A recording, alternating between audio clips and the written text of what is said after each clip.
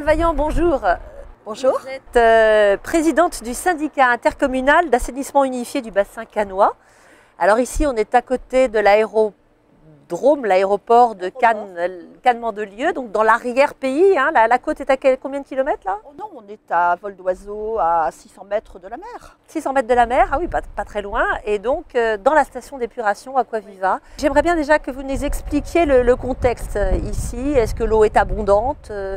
Qu'est-ce que vous faites? Quels sont les enjeux liés à l'eau?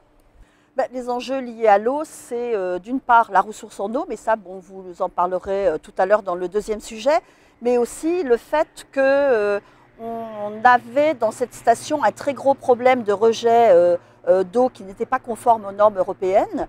Donc il y a eu vraiment une volonté de toutes les collectivités à transformer cette station pour qu'elle devienne hyper performante, novatrice et en même temps qu'elle puisse évoluer par rapport à l'évolution de la population.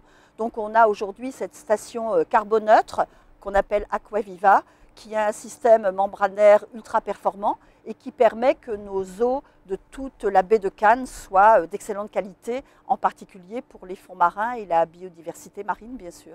Alors, expliquez-nous, auparavant, c'était traité de manière chimique.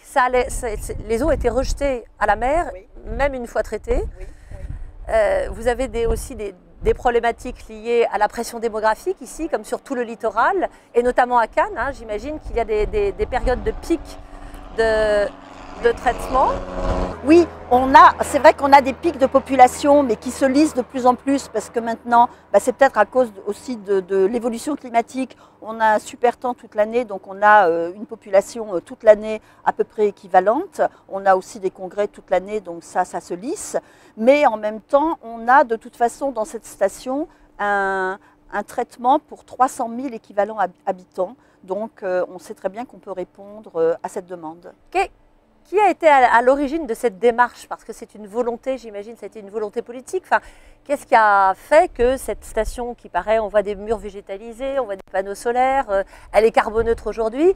Ça a été un grand parcours du combattant de réaliser ce projet? Bien sûr, et à un coût aussi très maîtrisé, parce qu'évidemment, il ne fallait pas qu'il y ait d'incidence non plus sur le prix de l'eau.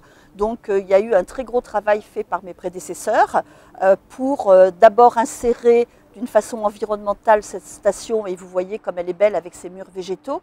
Aussi de travailler sur les énergies renouvelables, et vous le voyez avec les 1700 mètres carrés de panneaux photovoltaïques, mais également d'arriver à un résultat de la qualité des eaux et de faire aussi un travail sur la réutilisation des eaux. C'est ce que nous sommes en train de faire maintenant depuis que j'ai pris la présidence de ce syndicat dernièrement. Alors c'est un projet qui s'appelle Reuse. Reuse, c'est la réutilisation des eaux usées, traitées.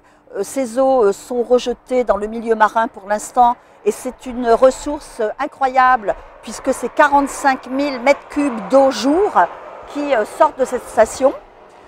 Une ressource formidable que l'on voudrait réutiliser. Donc Reuse, c'est une étude pour mobiliser tous les usagers potentiels de cette eau.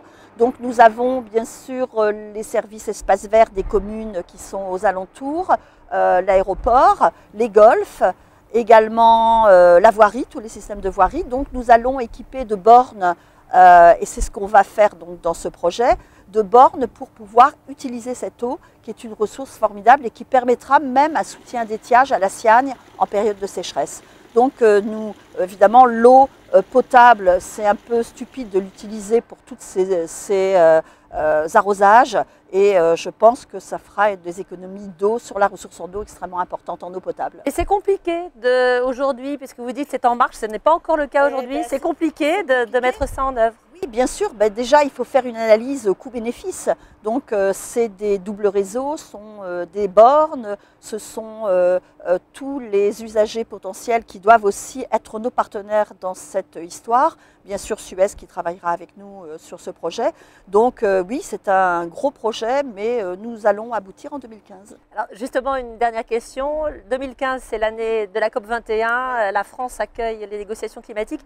Est-ce que ce n'est pas justement un formidable levier d'action pour mobiliser à la fois les citoyens les territoires sur ces sujets-là? Tout à fait, il y a déjà eu une très grosse prise de conscience, je pense, des citoyens sur l'impact environnemental de toutes nos activités.